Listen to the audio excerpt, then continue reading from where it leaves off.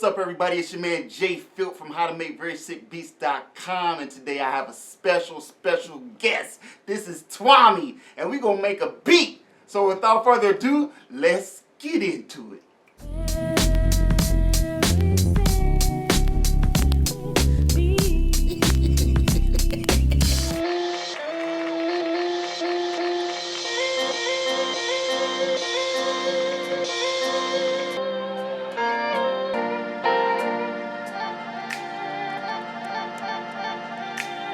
So basically, my process with this chopping is I treat it like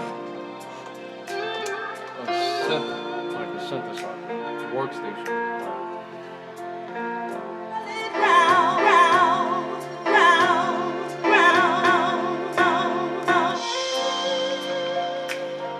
That's an emotion. Sometimes I'll even try to make it.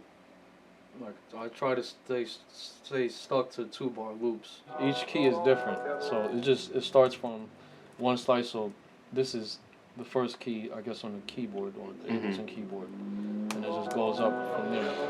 And it just goes up every octave the more slices you have.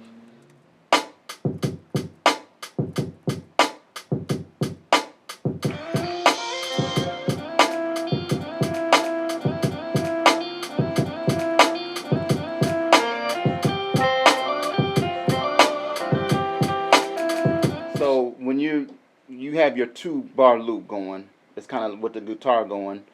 Are you just looping that, and then as you will loop that, and as it's playing through, you're triggering the different samples? Yes.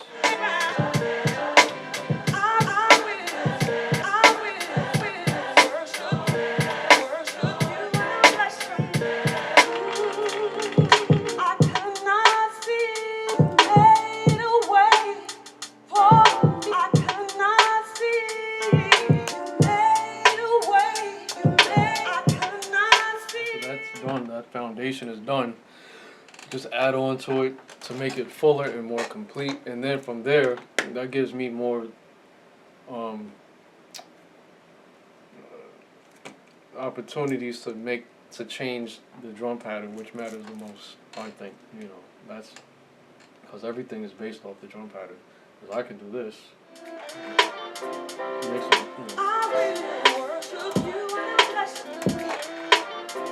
versus the one.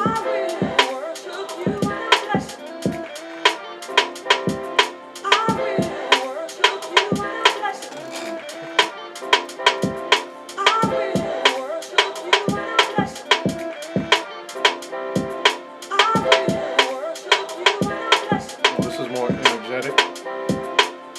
It all depends on how you're feeling, But all my stuff is, my music is made for me, right?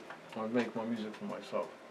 So I'll listen to a song, not anymore, I'd pick what specific notes or song or cuts or moments rather match how I'm feeling that day. As far as advice for producers, this is how this is how I really start the advice. If this is your livelihood, you really need to take time out for yourself to do research on the business side and know what you want in your career.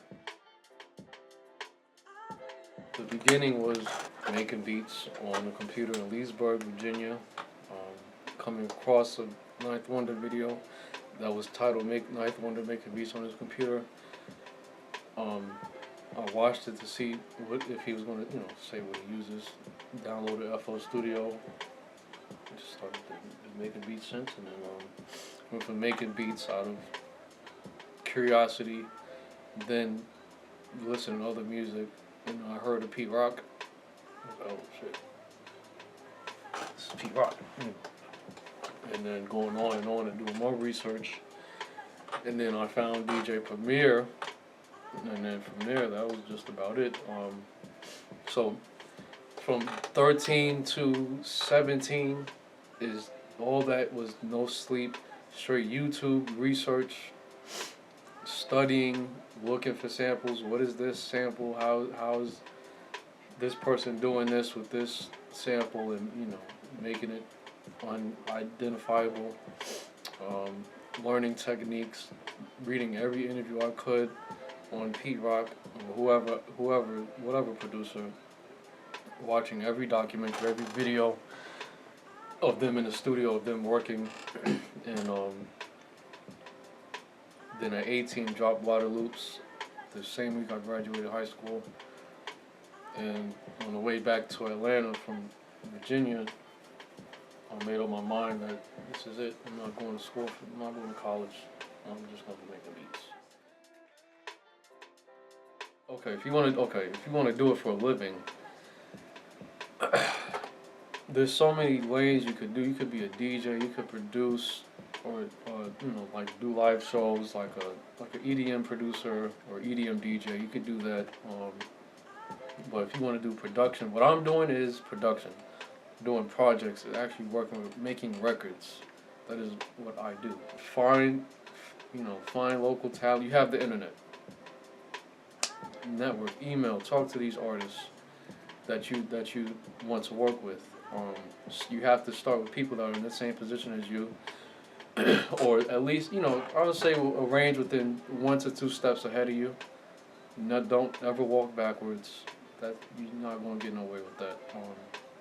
Because after a certain level, people are going to start looking at you like, who are you? Why are you still beginning or whatever? So definitely, if your friend is rapping, you can start anywhere really. Or even acapellas. I started with acapellas, and then went from there. After I ran out of all the acapellas, started looking for artists, started going outside, networking, which is very important. Go to every show, every showcase, just to meet people and just to network, because you never know who you'll hear. You never know whose music you'll hear. I mean, you don't know who knows who. You don't know who knows who, and you never know who's going to be at those shows. You never know. So after that phase, production, once you start to get into production, doing deals and working with artists and going on streaming services, and once people start to come to you, then you would need to find a lawyer, just so that said individual can handle and help your business. But what I did was, before I had a lawyer, I would read music business books. Every music business book I could find and buy. Ask every question you can think of to people that have more knowledge than you. No question is a stupid question. Keep doing what you want to do. If you know where you want to go, you know how to get there. Just keep walking for it. You don't need a lot of equipment. What you have is enough. If you just have a drum machine, you got a record player, whatever, you got a phone. Every phone has an app on it that has music on it. All you need is an output cord. You go to Walmart and get that, or Walgreens. You know, do with what you have. Yeah, do with what you have. You don't need this MacBook. I just got this a few months ago, but it's still the same thing. MPC 2000s, whatever. Don't be ashamed of whatever you use. You can make beats on the phone. Get an iPad. Use beatmaker 3. I think that's about it right now. Everything else you're going to learn on your own.